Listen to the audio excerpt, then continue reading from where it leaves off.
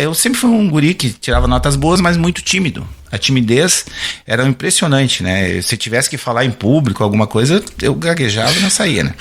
E eu tirava notas boas na escola, meus pais não se preocupavam, minha mãe não se preocupava, até que um dia uma professora disse, agora não vai ter prova, vocês estudem e nós vamos fazer uma prova oral. Eu me apavorei, Para um tímido isso é terrível, né? Daí eu estudei, né? Sabia a matéria, fui lá na frente dos colegas. Não saiu. Colei as placas. Aí eu lembro, tirei a primeira nota vermelha na minha vida. Era no terceiro trimestre. Minha mãe foi lá, olhou. Pô, tu tirou um vermelho, tirou 5. Tu vai repetir de ano. E me tirou da escola. Aí estudei mais um ano. Quando eu fui fazer a prova de medicina, eu morava em Getúlio, até Passo Fundo era 40 quilômetros. Não despertou meu relógio. Aí me deu aquele desespero, né? Eu digo, mãe, eu acordei, faltava meia hora só para começar a prova. Eu digo, pai, dá tempo ainda, né? Aí minha mãe olhou, tá chovendo, não dá, nós vamos se acidentar, tu não vai dar tempo, tu vai perder. Pá, eu fiquei numa depressão, daí sim, né? Aí aconteceu de novo, né? Daí eu digo, não, daqui eu vou trabalhar então.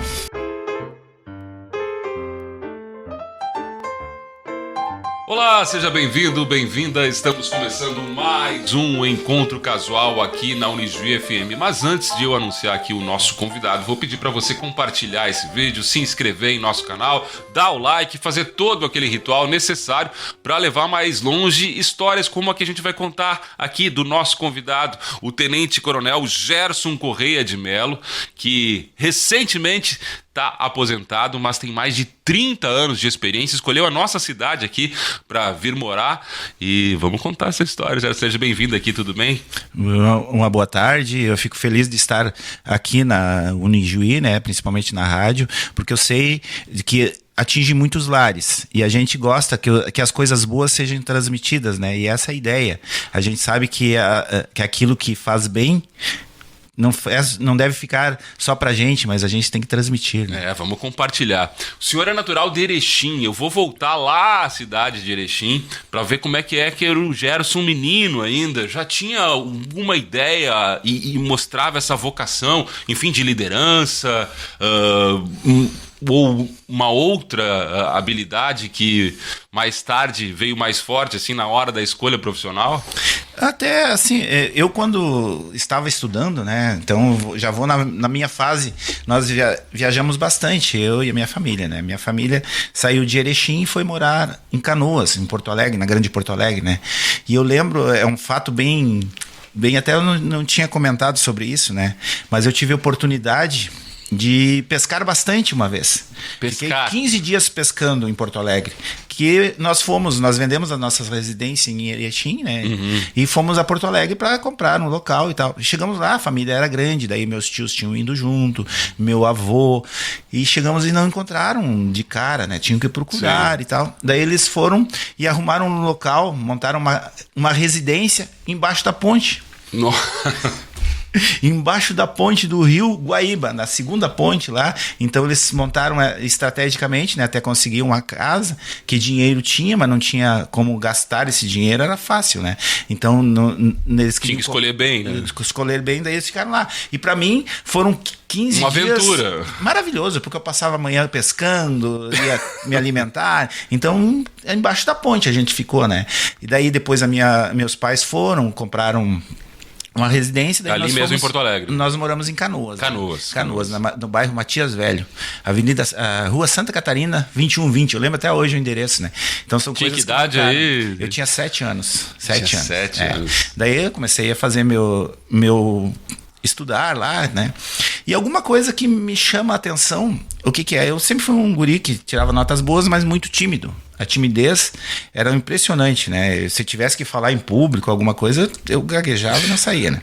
E eu tirava notas boas na escola, meus pais não se preocupavam, minha mãe não se preocupava, até que um dia uma professora disse, agora não vai ter prova, vocês estudem e nós vamos fazer uma prova oral.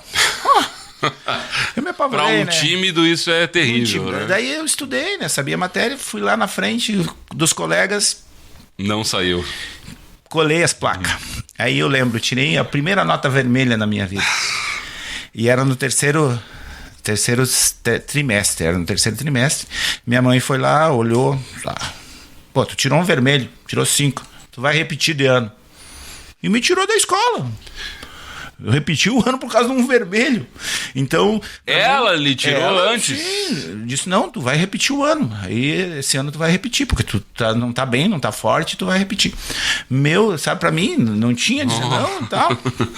Repeti aquele ano. Aí, quando eu fui pra outro colégio, que eu tava repetindo, eu sabia a matéria. Aí eu comecei a tirar 10. Porque eu sabia a matéria, estudava um pouquinho. E aquela matéria que eu tinha tirado, que era biologia, eu tinha tirado a vermelha, eu decorava tudo, eu sabia tudo. O livro de cabo a rabo. E não teve essa argumentação de dizer, mas sua mãe foi uma prova oral, não, enfim. Não, minha mãe não era assim. Mamãe era mais forte do que o general.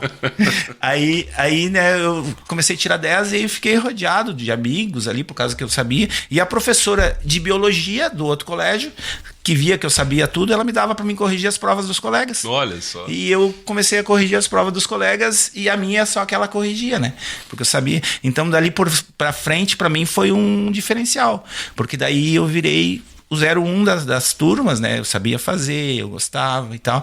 Então, pode-se dizer que foi algo que não foi bom, que eu repeti, uma experiência mas ruim, que foi algo que me lição. serviu de lição. E dali por diante, daí eu escolhi para fazer medicina até, né? Estudei, eu fazia um segundo grau de manhã. Pois é, isso aconteceu no ensino médio já, Isso, né? aí isso... Ou segundo grau naquela época? Não, a primeira fase foi na sexta série. Sexta série. Daí, dali por diante, eu voei, né? E então, quando eu fui fazer o segundo grau, eu tinha escolhi fazer medicina, eu fiz um segundo grau de manhã, que na época era preparação para o trabalho, que só preparava pra gente fazer o vestibular.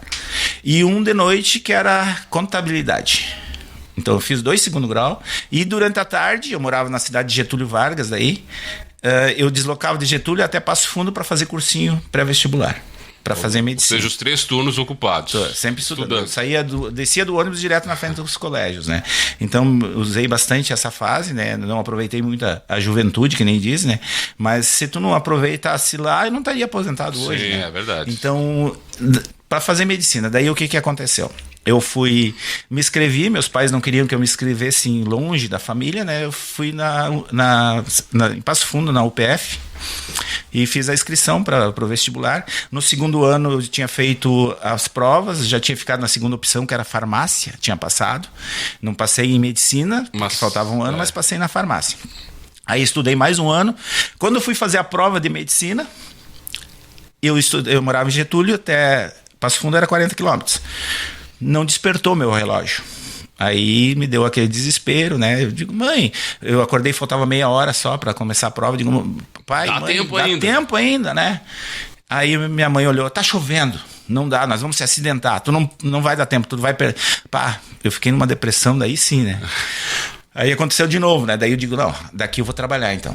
Eu saí de casa, fui trabalhar no mercado, lembro, comecei no mercado. Mas teve uma discussão com os pais ali. Nós não éramos muito de discutir. Na época, decidia... Pronto. Tu tinha que aceitar, né? Porque pai é a última palavra, né? Era um pouquinho diferente, né? Então a minha mãe disse, não, e eu acabei aceitando, mas fiquei muito deprimido, né? Aí fui trabalhar. Eu trabalhava no mercado Mosley, em Erechim. Aí minha tia morava na frente do mercado, eu fiquei na casa da minha tia e atravessava a rua. Saiu de casa também? Saí de casa. Atravessava a rua para trabalhar. E daí fiquei um mês ali no mercado e a mãe ia final de semana e ela fazia compras estratosféricas para mostrar que ela tinha condições e dizia, vai para casa que eu te dou esse dinheiro que tu ganha aí. Eu disse, não, mãe, eu vou sair daqui para um bom trabalho. Aí veio um sargento, eu peguei as compras do sargento, tô levando, né? O sargento chegou e disse pra mim, escuta, tu não tem primeiro grau? Eu disse, não, eu tenho segundo. Vai abrir concurso pra Brigada Militar. Eu digo, interessante. Até então não tinha lhe passado nem por... Não de tinha. longe essa área. Já tinha feito uma vez, com 18 anos eu tinha feito pra a Polícia Rodoviária Estadual. E passei, só que eu não tinha habilitação. Aí eles mandaram me apresentar em Pelotas para fazer o curso em Pelotas. por não ter habilitação, ia ser um curso de soldado para ser policial militar normal, não para ser policial rodoviário, porque tinha que ter habilitação na época. E aí eu não quis ir a Pelotas, fazer o curso longe da família e tal, eu não fui. Aí passando de novo, né, passou mais 2 anos, daí apareceu essa oportunidade, que eu estava lá, que me disseram que tinha, e o salário também me chamou a atenção. Porque era o Jair Soares, na época, que deu um aumento estratosférico.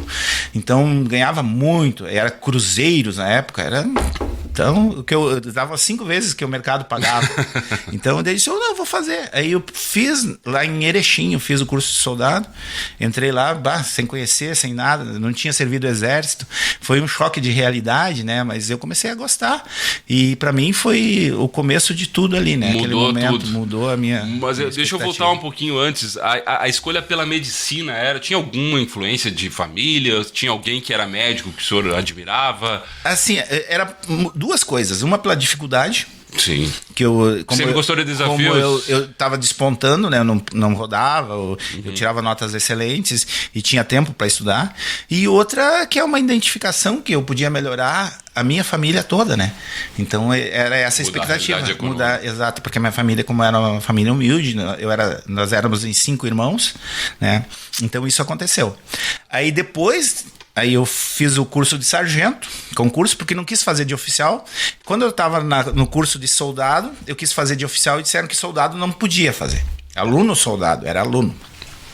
Porque a legislação da brigada não permitia. Completamente contra, né? Hoje eu conheço lei, na época a gente não conhecia. Era um engodo isso. A recém tinha a Constituição de 1988, né? Que era do militarismo, que tinha saído, né? Então em 1990 ainda os resquícios de militarismo era bastante forte, né? Então era bem diferente. Tu entrava na brigada, tu entrava na segunda e tu não sabia quando que tu ia sair de volta, eu poder ir para casa. Não tinha 40 horas, não tinha nada. Era completamente diferente, né?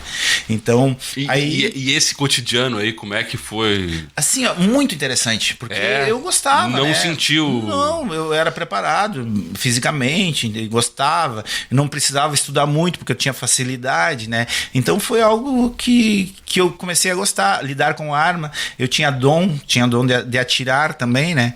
Tanto é que depois eu fui atirador de competição, hoje eu sou instrutor de tiro, mas eu fui por causa do dom, não por ter treinado. Sim. Eu já sabia atirar sem mesmo praticar. E aí quando eu decidi que eu ia subir na carreira, a minha mãe, que era a pessoa que mandava em casa, né? Era a mãe que mandava, o pai era só alguém que dizia sim. Então ela chegava e dizia para mim, se tu ficar só como soldado, então arruma outra coisa para fazer. Eu quero que tu suba de carreira. E eu não entendia por que a insistência, porque o salário era bom, tudo. Então, cada vez ela dizia, não, tu tem que fazer alguma coisa, tu tem que subir, tu tem que passar. E essa insistência foi. Daí eu fiz o curso de sargento em 92, aí passei. Quando me formei sargento, ela não estava satisfeita ainda. Tu tem que subir. Aí eu vi que eu tinha condições, né? E gostei daquilo que eu fiz. Fiz o concurso para oficial e passei em 94 daí.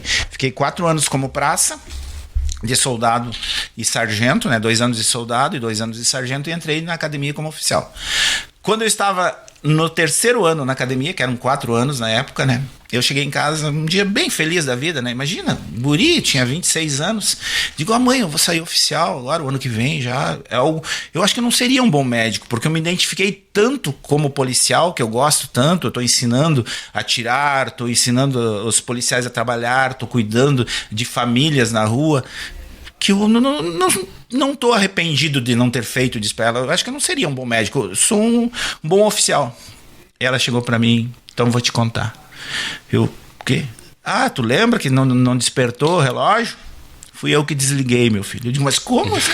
Por que fez uma coisa Por que fizesse isso? Não, porque na época tinham cortado, era o Collor de Mello, ele tirou a poupança que nós tínhamos, ele cortou os créditos educativos, não existia, então tinha mudado completamente a forma das a realidade econômica do Brasil mudou tudo. Então, daí ela disse, não, e como nós tínhamos uma família grande, eu não tinha condições de pagar a faculdade, até a inscrição não daria isso, nós sabíamos que tu ia passar. Então não deixei tu fazer, porque tu passaria e a frustração ia ser muito grande. Aí eu dei um abraço nela, ela chorou, ficou emocionada, né? Diz, não, pra mim não tem problema, eu tô fazendo o que eu gosto agora.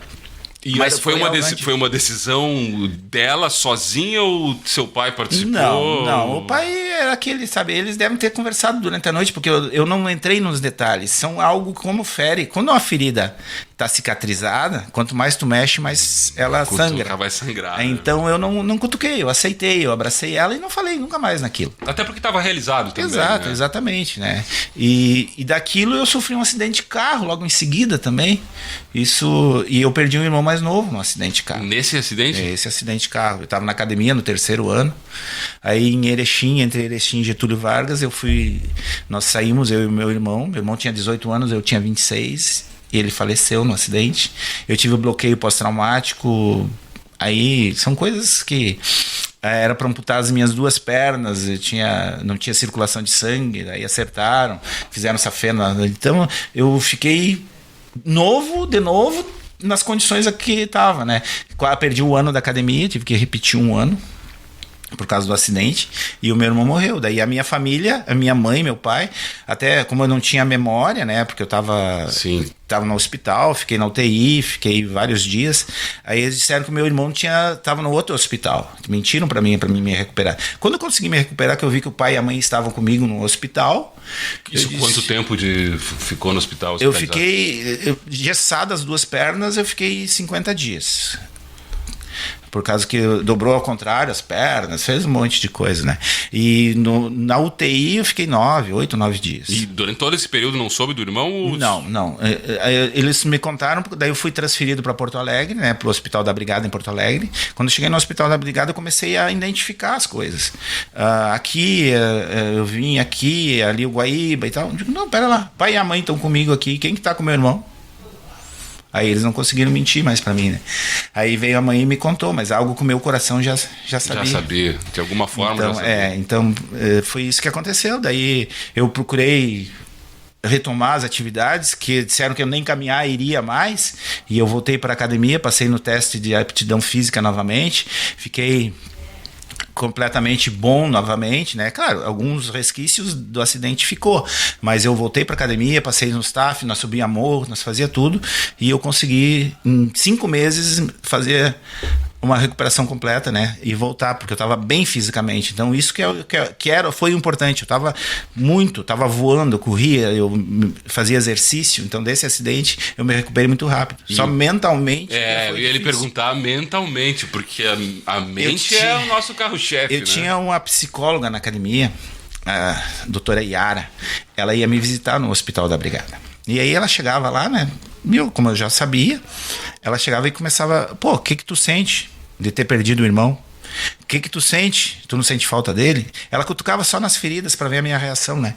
E era a pessoa que eu mais detestava ver quando ia me visitar, era ela. Porque ela mexia no assunto onde doía muito, né? Porque o irmão que eu tinha, a gente tinha uma diferença de idade que eu ensinava ele a fazer as coisas, eu era um paizão para ele, né? E aí ela vinha e me machucava nesse sentido. Mas quando eu voltei para a academia, que eu passei na junta médica, quando eu sentia dificuldade, aonde é que eu ia me socorrer? Com a psicóloga. Então ela foi uma pessoa muito importante. Ela tocava, mas para mim ter aceitação, aí depois eu ia, conversava com ela, né? Ela deixava eu falar, que é o mais importante, é tu poder desabafar, né? E aí eu consegui completar, eu fiquei 5 anos na academia daí para completar, sair oficial da brigada, né? Então foi mais um ano, então são 5 anos que eu perdi na carreira. E digamos um ciclo de vida muito forte, mais uma vez. Sim, né? Daí... a luta para mim foi maior, porque a minha mãe, como tinha o filho mais novo, tinha falecido, e eu era o único da família, os outros também não tinham estudado, estavam trabalhando normalmente, né? Eu tinha uma perspectiva de vida melhor. De repente eu ia estar perdendo. E aí ela insistia tanto, não, tu vai conseguir, tu vai voltar. Então ela colocou na minha cabeça que eu tinha que lutar para voltar, apesar da decepção de ter perdido meu irmão, daquela coisa que era horrível, né? Mas eu consegui voltar, e daí, tanto é que eu tô hoje reformado, né? Como coronel. E mais importante, eu entrei naquela unidade de Erechim, 13º Batalhão, como aluno soldado. E a autoridade máxima que tinha lá era um tenente-coronel comandante da unidade. E hoje eu me aposentei comandando a unidade, que é do mesmo tamanho que que eu tinha, né, comandando mais 6 cidades aqui, como comandante. Então isso foi Deus que fez com que eu tivesse esse alcance, né? Com tudo que a gente passou. Esse caminho aí. Esse caminho foi bastante interessante, né? Com absoluta certeza. Vamos terminar com música essa primeira parte da nossa conversa, que tem muito mais história ainda, né? São mais de 35 anos, para ser preciso, 35 anos exato, né? Então, assim, hoje eu sou evangélico, então as músicas que eu escolhi músicas que falam no coração da gente, né? Então vamos botar Bondade de Deus, de Isaías Sade. Sou um milagre, voz da verdade. São as duas músicas do nosso convidado aqui, o Tenente Coronel Gerson Correia de Mello. A gente ouve as duas músicas e depois volta com mais bate-papo. Para você que está acompanhando no YouTube, seguimos a conversa aqui do Encontro Casual. Vamos vir para Ijuí, né? Porque tem muita coisa para contar. Mas, aliás, antes de Ijuí, né? O senhor passou por quantas cidades atuando na brigada? Eu trabalhei em Erechim, né? Quando entrei. Aí eu fui para Porto Alegre. A primeira foi Erechim, cidade natal. Aí me formei, saí soldado lá, me formei soldado, trabalhei como soldado. Fui fazer o curso de sargento em Santa Maria, fiz o curso de sargento, CFS na época, curso de formação de sargento. Aí eu fui designado a trabalhar no 11 BPM em Porto Alegre. Aí eu trabalhava nas vilas de Vinéia, Bom Jesus, eram vilas bem pesadas, né? Eu era comandante de Patamo, né? Patrulha Tático Móvel. Então era tipo a Força Tática hoje. Então eu comandava uma Força Tática lá. Então eu fiquei 1 ano e meio quase lá também. Aí depois voltei a Erechim. De Erechim fui designado para Nonoai, onde conheci minha esposa, né? E de Nonoai nós fomos a Passo Fundo trabalhar, aí na Defesa Civil, saí de Nonoai, do comando de Nonoai, para trabalhar na Defesa Civil em Passo Fundo. De Passo Fundo, com a mudança de governo, eu fui trabalhar em Uruguaiana, na Defesa Civil também. Aí ficamos em Uruguaiana quase 10 anos, mas de Uruguaiana eu comandei o CRPO não, eu fui chefe de Estado-Maior do CRPO Fronteira Oeste, em Santana do Livramento. De Santana do Livramento fui a São Gabriel, comandar o Colégio Tiradentes, e do Colégio Tiradentes me deram a oportunidade de eu vir a Ijuí, de eu escolher uma cidade e eu escolhi Ijuí. Em função do Colégio Tiradentes para os meus filhos, né? E vim para cá e fui muito bem recebido e estamos aí. Pois é, mas antes de falar aqui da chegada, eu queria que o senhor falasse dessa experiência toda, né? Em vários municípios, com várias realidades. Porto Alegre, pelo que o senhor me fala aqui, foi a mais difícil, assim, por tudo que tem ali. Sim, era outra. Na época, né? São épocas distintas, né? Então, na época era bem diferente quando eu trabalhei como sargento lá, né? Eu trabalhei lá no ano de. Deixa eu lembrar, 93. No ano de 1993. Então, eu sei que era bem forte, né? Aquelas vilas. Tiroteio. Então eu peguei ocorrências que saí e graças a Deus ninguém atirou em mim nem nada, porque nós chegamos bem. Então eu fui sempre abençoado, né? Porque não precisou nunca eu atirar e ninguém atirou contra mim. Então isso, graças a Deus, até porque eu tenho, como eu disse que eu atirava bem, nunca precisou eu atirar, porque senão eu acertaria, né? Daí a gente ia levar algo pela vida, um inimigo pro resto da vida, né? Então não precisou. Depois do 11 BPM de Porto Alegre, eu voltei a Erechim. Aí essa volta para Erechim que eu resolvia fazer o curso de oficial, porque eu saí de uma capital, queriam me mandar para o interior de Erechim, né, as cidades pequenas. E aí eu disse pro meu comandante, meu subcomandante na época, eu disse, eu estou fazendo concurso para oficial, se eu não passar o senhor pode me mandar para onde quiser. E eu passei no concurso e fui para Porto Alegre daí. Imagino que tinha essa confiança, né, de que passaria. Né? Então eu passei 50 vagas, eu fiquei dentro das 50 vagas e comecei o curso em Porto Alegre. Aí nesse período de Porto Alegre, que é o mais difícil, né? Porque é semi-internato. Então, desse tempo que eu estive na brigada, 6 anos e meio, eu fiquei de regime de semi-internato. Que é? A gente entra na segunda, sai na quarta, entra na quarta e sai na sexta. Então, sabe, a gente fica estudando manhã e tarde e algumas noites a gente pega trabalho, né? E finais de semana trabalho. Porque é os cursos de formação que a brigada dá. E nesses cursos de formação, então, eu saí especialista em curso de formação, né? Então, eu consegui passar em todos os níveis, de soldado, sargento e oficial superior. Eu vou lhe fazer uma pergunta com base no que o senhor falou no primeiro bloco, né? A questão de ser médico.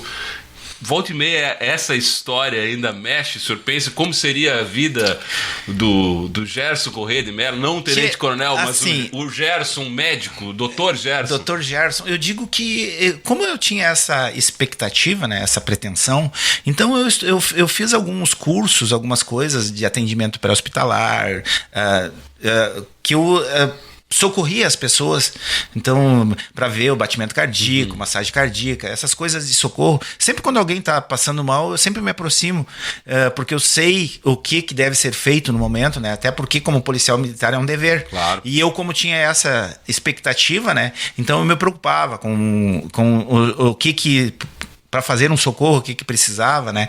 E era algo que eu gostava. Eu sempre procurei atender as pessoas das suas necessidades, né? Dentro da brigada e com esse aspecto de cuidar o corpo das pessoas, né? Que tu sabe que a cabeça, por exemplo, a pessoa está desmaiada, tentam levantar. Então são coisas específicas, né? Hoje está bem mudado, mas antigamente não sabiam socorrer. Muitas pessoas morrem por causa do socorro. Tiveram lesões, ou ficam lesões sérias, sequelas, né? Eu digo que até do acidente que eu te falei que eu sofri, eu fui socorrido num porta-mala de um Escort. Então, eu perdi a circulação das pernas pelo socorro. Daí queriam amputar minhas pernas. Então, são coisas assim, né? Se fossem esperar, eu não ia morrer se eu ficasse esperando para me socorrer direito. Mas me botaram dentro de um porta-malas. Tinha pressa em levar. Exatamente. Enfim. Daí eu perdi a circulação das pernas. Então, daí... por ignorância as pessoas fazem exatamente, isso. Exatamente. Né? Acharam que eu ia morrer e queriam me levar logo, né? Então, foi algo que... E o meu irmão se machucou bem pouco. Só que ele quebrou o pescoço e faleceu na hora. Então são coisas que aconteceram, né? Então, com essa expectativa de socorro que eu sempre tinha, eu sempre procurei me preparar mais, né, para esse lado, que eu tinha o cuidado das pessoas e como a medicina estava, né? Então tu estudava muito biologia, muita coisa, porque a nota da biologia era maior. Então são coisas, são detalhes, né? E quando eu ingressei na brigada, né, eu comecei a lidar com armas. Então eu atirar. Então, para ver, do socorro, eu fui ser aquele que pode tirar a vida, tirar né? a vida de alguém. Então, eu atirava e não errava de onde atirava. Então, são coisas que fez. Eu ganhei bastante competições na academia de polícia, né? Eu fiz uma vez, eu me classifiquei em 3 provas na academia. 3 provas que podia se classificar, eu classifiquei a academia nas 3.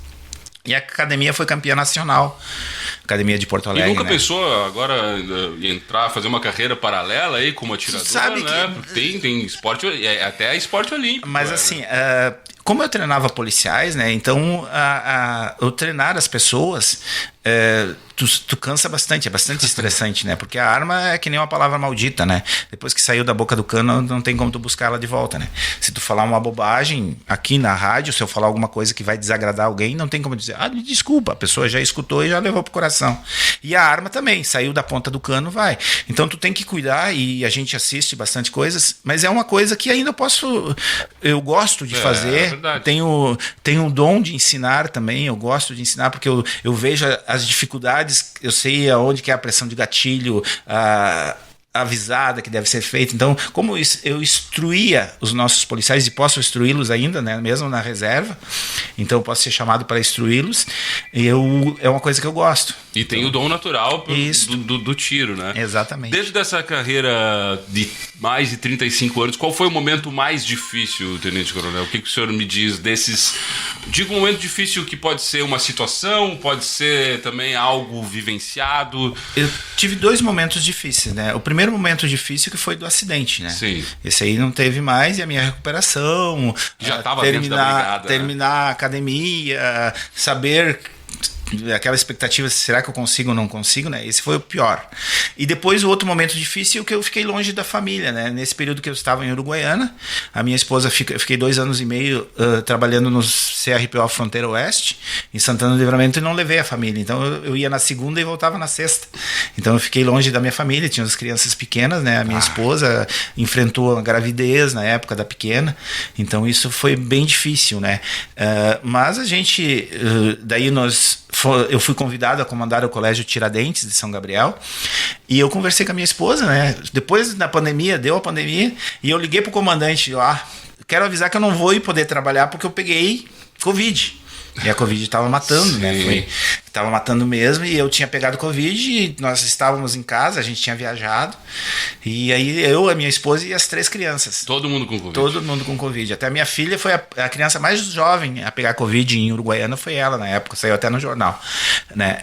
Mas tudo bem, um ano e 3 meses. Todo mundo... Nenhum. Só dor de cabeça, deu, mas nenhuma sequela nenhuma. Daí a gente ficou isolado, né? As pessoas iam lá, parece que estavam tirando uma abelha, né? De tanto material que tinha para se proteger, né? Na porta da nossa casa. E então, daí quando eu avisei que eu não poderia ir trabalhar, que eu estava contaminado pela Covid, o meu comandante diz: tive um convite para me indicar alguém para ser comandante do Tiradentes de São Gabriel. E eu estava na estrada, a minha esposa em Uruguaiana, eu olhei para ela e digo: tu vai comigo? Ela olhou: vou. E nós aceitamos esse desafio, né, de comandar o Colégio Tiradentes de São Gabriel. Daí eu fiz uma mudança, moramos em São Gabriel 3 anos e meio, e nesse período foi um período sensacional, porque eu enfrentei outras coisas diferentes, né. Eu já tinha passado pela Defesa Civil, que era apoio às emergências, né, socorro, a enchente, a seca. Então eu fiquei 5 anos na Defesa Civil trabalhando com isso e fazendo cursos na Defesa Civil, e depois eu fui para o Tiradentes também, né, trabalhando com menores, e foi uma fase... o que eu coloco hoje eu entendo, Deus faz a gente trabalhar em locais que tu vai necessitar daquele aprendizado depois. E hoje eu tenho meus filhos que são adolescentes. Na época eles não eram adolescentes, eram crianças, e eu me formei para lidar com adolescentes. Eu fui comandante do Colégio Tiradentes por 3 anos e meio. Aí que eu escolhi vir para Ijuí, porque Ijuí é o melhor colégio do estado, não só como Tiradentes, mas de todos os colégios estaduais. Ele se destaca muito, né, e está muito bem coordenado e comandado pelo nosso Coronel Luca aí. O Coronel Luca, que já esteve aqui nesse mesmo espaço. Melhor, eu fiz a pergunta, né, do desafio, o maior. Qual foi o melhor período?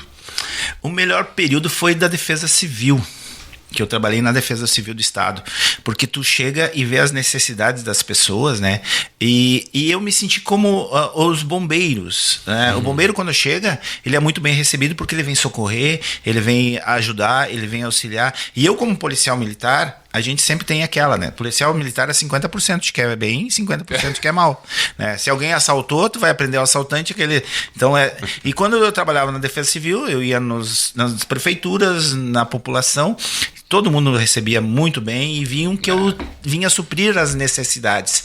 Então essa fase da minha vida foi muito importante. Eu viajei bastante, conheci muitos prefeitos, muitos deputados, muita gente, trazendo o socorro para a população através da Brigada Militar no Defesa Civil do Estado. E ganhando um reconhecimento mais próximo, né? Exatamente. Imagina. Tu era visto diferente, né? Que as pessoas, quando têm necessidade, elas te acolhem bem e sabem que tu veio para resolver o problema. Então tu, como tendo a oportunidade e o poder do Estado na tua mão, porque no momento em que tu chega na Defesa Civil do Estado, tu é o socorro, tu é a mão do Estado que está dando socorro às pessoas. Exatamente. Vamos colocar mais música na nossa conversa e aí deixamos o bloco 3 para sim aí falar da chegada aqui em Ijuí, do trabalho realizado aqui na capital mundial das etnias. Mas vamos ouvir mais 2. Tá bem, Tenente então Coronel Gerson. Eu vou pedir para o amigo ali colocar a Bênção que Não Tem Mais Fim, da Isadora Pompeu, e Deus Coloca o Chão, Felipe Araújo. São as músicas do nosso convidado, o Tenente Coronel Gerson Correia de Mello, que vai daqui a pouquinho falar também da experiência aqui como comandante do 29º Batalhão da Polícia Militar de Ijuí. Na sequência. Fique aí depois do intervalo. Para você que está no YouTube, seguimos a conversa. Muito bem, chegou a hora do bloco final aqui do Encontro Casual, que recebe o Tenente Coronel Gerson Correia de Mello, que também atuou aqui nessa carreira como comandante comandante do nosso batalhão aqui da Polícia Militar, o 29º. Como é que foi a chegada, essa recepção? E também eu já lhe pergunto, até tem bastante coisa para contar ainda, da diferença, né, de Ijuí. Eu ouço muito aqui de autoridades da área de segurança que Ijuí tem realmente um diferencial nesse sentido. O senhor também sentiu essa diferença? Com certeza. Eu eu escolhi vir para cá, né? Não conhecia bem o local, mas vim por causa da situação do filho, do Colégio Tiradentes, né? Mas eu já digo que fui abençoado, né? Porque o que aconteceu? Tinha mais pessoas que queriam vir para cá e eu coloquei meu nome à disposição do Comando Geral, né? E como eles viram o meu trabalho que eu tinha feito no Colégio Tiradentes em São Gabriel, né?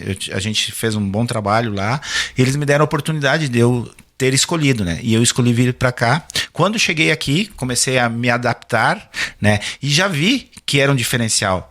Por quê? Porque os índices das ocorrências que estavam, eles conseguiam manter, né? Tinha um pessoal da Força Tática, o pessoal do Policiamento Ostensivo, do ProERD, todos eles trabalhando dioturnamente, né? E eu cheguei e disse, até foi bem interessante, porque o ex-comandante, o Major Bischoff, chegou e disse para mim assim, vai ser difícil o senhor melhorar, né? Porque ele estamos aqui em cima, né? Eu disse, difícil não é, para Deus nada é impossível, né? E aí a gente colocou as pessoas certas nos lugares certos, o desempenho, porque aqui o diferencial é que o policial que mora aqui na cidade, trabalha nesta cidade, quer ver a população bem. Ele não entra de serviço somente para atender, mas ele entra para tentar resolver os problemas sociais. E isso é muito, muito bom. E a comunidade também, o apoio da comunidade, o apoio dos órgãos de segurança. O apoio da prefeitura com o prefeito Andrei, assim, tem uma fundamental importância também, porque ele fez um cercamento eletrônico na nossa cidade, que a prefeitura disponibilizou, deu para a própria Brigada Militar e agora parece para a Polícia Civil também, um drone sensacional que dá para verificar à distância tudo o que está acontecendo. Tem o fechamento rural, né, da parte do GPS rural, que está também estabelecido. Então, tu coordenar as coisas que tu tem sustentabilidade, tu tem capacidade de saber onde é que estão os problemas e solucionar é muito importante. E isso faz com que aqui seja diferente porque tem o apoio de toda a sociedade, tem o apoio dos órgãos, tem o apoio da prefeitura, que é a principal, e da própria comunidade brigadiana. O brigadiano daqui é diferenciado. Não é o comandante que faz a diferença. Não adianta, eu posso querer dizer, eu sou comandante, eu sou cara. Não, se tu não tem o soldado que está lá na ponta, com respeito, com educação, atendendo às ocorrências e disposto a pegar o marginal, disposto a não deixar acontecer as coisas, tu não é ninguém. E aqui esse diferencial teve, né? Quando nós chegamos aqui, nós conseguimos verificar e saber do apoio que nós tivemos. E também de um trabalho que o senhor falava aqui fora do ar, da inteligência, né? Um trabalho estratégico, que muda o nome do comando, mas esse trabalho continua, né? Isso também é essencial para manter esses índices, como disse o comandante. Exatamente. Muito obrigado por ter me lembrado, né? Porque o pessoal que faz esse trabalho de inteligência aí, que é sensacional, né? Eles dão o apoio e dizem o que está acontecendo, e nós temos a Força Tática que vai e faz as apreensões, faz as prisões. Nós temos o policiamento ostensivo normal também, que está sempre pegando, né? Então, a diferença daqui é o grande número de prisões que nós temos por tráfico de drogas, por entorpecentes, né? E o trabalho também que é essencial, que é feito aqui com o ProERD. O ProERD também está aí, forma mais de 1.000 alunos todo ano. Verdade. Para que saibam que tu entrou nessas condições de drogas, de venda de drogas, de consumo, tu está colocando tua vida e a vida da tua família em risco. Isso é muito importante que eles saibam, né? E o ProERD faz com que eles tenham essa ideia. E eu posso trazer também a importância da família, né? A estrutura familiar, que hoje eu tenho uma família, né? Na época, quando eu entrei, eu casei bem tarde, mas por quê? Porque eu estava fazendo curso, viajando, e eu tive a oportunidade em Nonoai de conhecer minha esposa, e ela me mostrou os outros caminhos, porque eu só via as coisas maus, as coisas que eram transmitidas para nós, porque tu tá procurando sempre resolver o problema, né? E ir enfrentando o problema. E aí eu vi que nós temos uma outra parte, que é a parte da religião, que é a parte que Deus pode nos dar, a espiritualidade, a fé que move montanhas, e de fato, né, que está escrito na palavra, que com fé tu dizendo para aquele monte, mude-se dali, ele se muda, né? E a palavra de Deus é bem específica sobre isso. E eu tive a oportunidade que eu dizia assim, o cara que entra nas drogas, ou ele vai pro cemitério, ou ele vai pro presídio. né? Era duas coisas que ele não escaparia. E depois que eu conheci o outro lado da espiritualidade e da fé, eu sei que tem um outro canal que é ou tu aceita presídio ou a morte, ou tu aceita a salvação, que Jesus é o caminho, a verdade e a vida.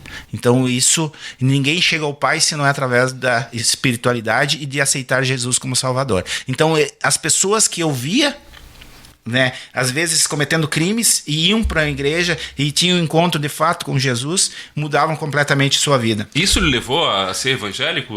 Foi esse, claro, a sua esposa, né? Sim. Foi o primeiro. É que muitos vão pela dor. Eu, como me apaixonei pela filha do pastor, eu fui pelo amor, né? Bem mas melhor, eu né? Conheci o evangelho, daí eu comecei a frequentar as igrejas e conhecer e ver que aquelas pessoas de oração, aquelas pessoas que não cometem de fato, porque a palavra do cristão é sim, sim e não, não.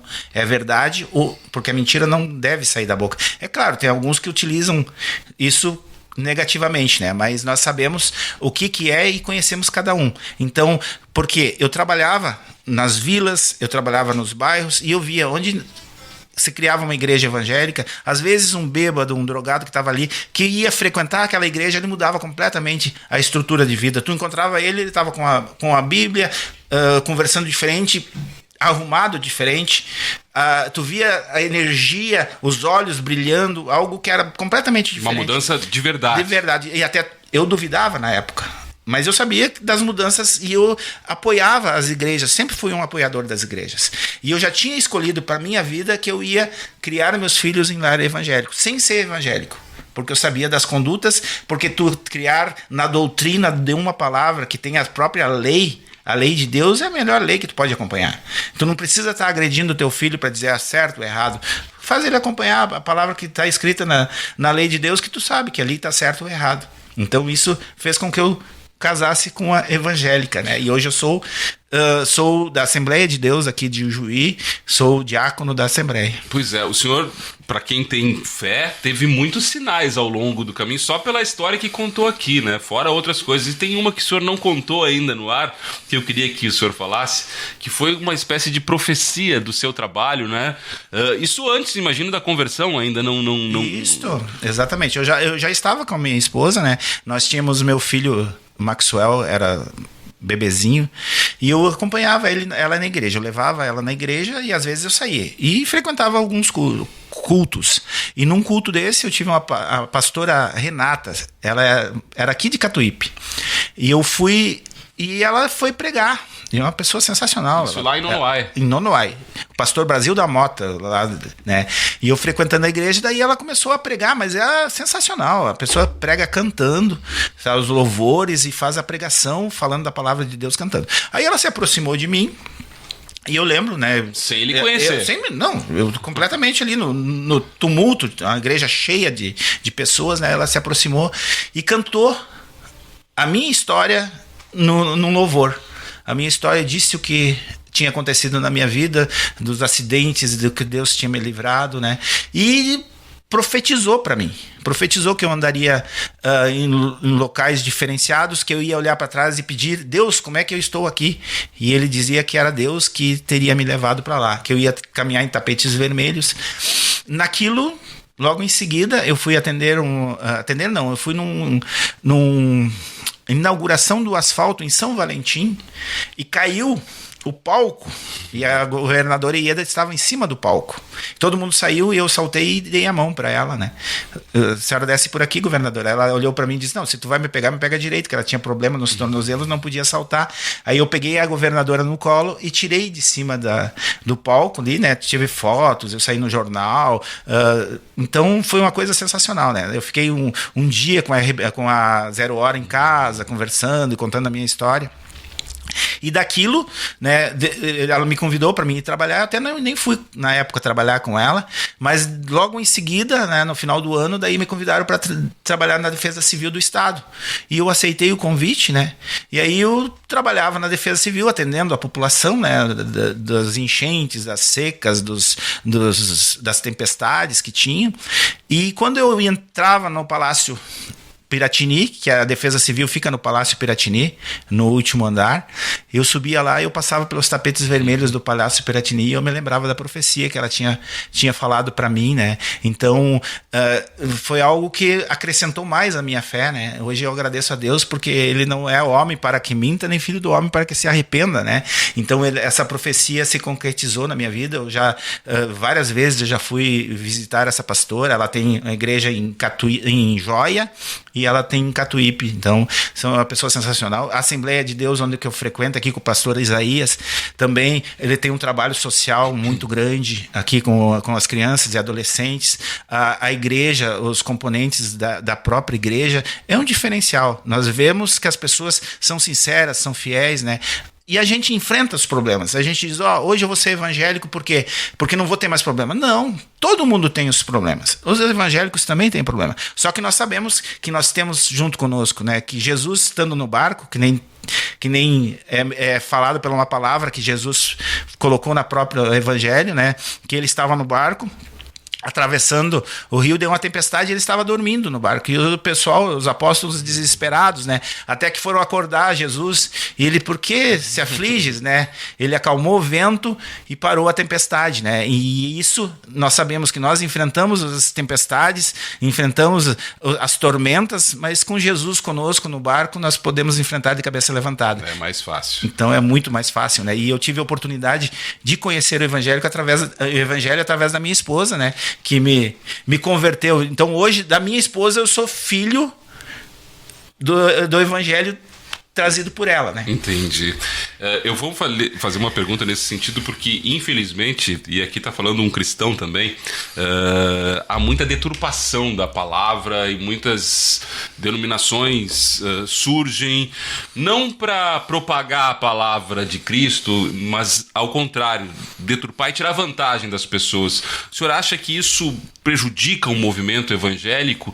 E como a gente pode tentar sair dessa situação, né? Especialmente aqui no Brasil, que geralmente as pessoas menos favorecidas é que são mais vítimas desse tipo de igreja. De igreja, exatamente.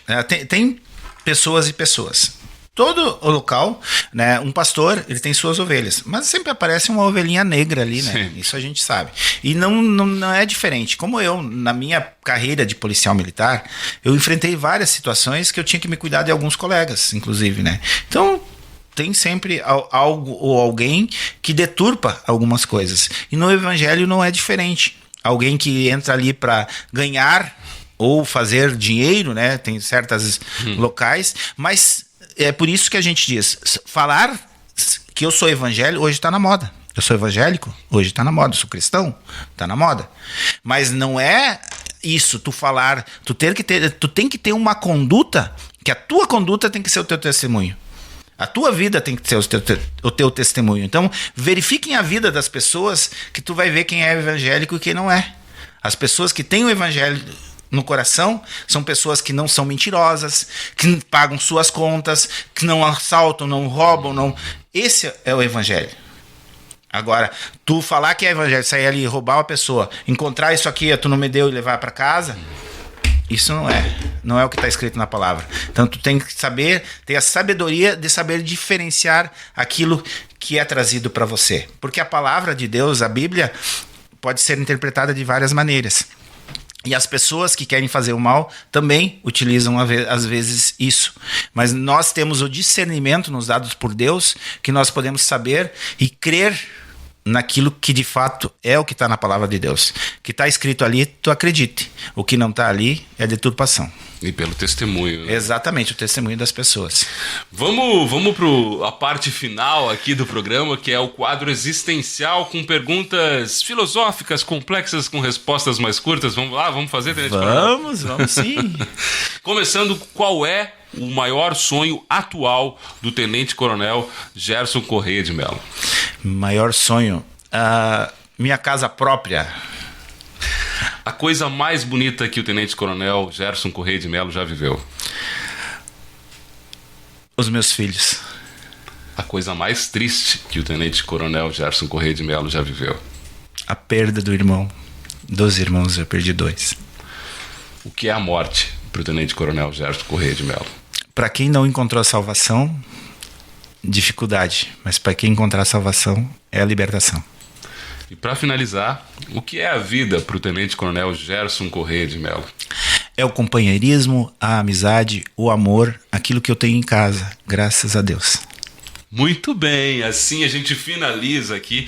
Quero lhe agradecer muito aqui a presença, agradecer ao Lucas que fez o convite para a sua presença aqui no Encontro Casual, porque a sua história é inspiradora, tenho certeza que quem ouviu aqui, e olha que a gente podia contar muito mais histórias aqui, porque a gente está precisando disso, ouvir histórias que inspirem as pessoas pela superação, pela determinação, pela coragem e por enfrentar um mundo que nem sempre é tão bonito, mas com alegria, com esperança e, no seu caso, ainda com Deus no coração. Então, muito obrigado aqui pela sua presença no Encontro Casual. Eu que agradeço a oportunidade. Saibam que eu tenho já Ijuí no coração. A minha cidade natal é Erechim, mas eu já tenho Ijuí que está morando no meu coração. Já sou um ijuiense, né? Porque as pessoas daqui são diferenciadas. A minha família encontrou aqui apoio, encontrou as pessoas certas nos lugares certos, e nós pretendemos permanecer aqui por um bom tempo, trabalhar e auxiliar essa nossa população. Tá? Eu que agradeço a oportunidade que me deu para estar aqui, que Deus me deu oportunidade, me salvou de várias coisas, de acidentes, se eu fosse contar, tem muitas mais coisas que aconteceram na minha vida, mas com o Pai do Céu, Ele estando conosco, é bem diferente. Pois é, a gente que agradece, e a cidade, tenho certeza que vai continuar lhe acolhendo ao senhor e à sua família. Vamos terminar com música, né? Mais 2 músicas pra gente finalizar esse Encontro Casual, Tenente Coronel. Bom, então a música Raridade, de Anderson Freire, e A Ele a Glória, Gabriela Rocha. Isso fala muito, porque se não é com Deus, nós não chegamos a lugar nenhum. Assim finalizamos o Encontro Casual desse final de semana. Até o próximo com mais um programa.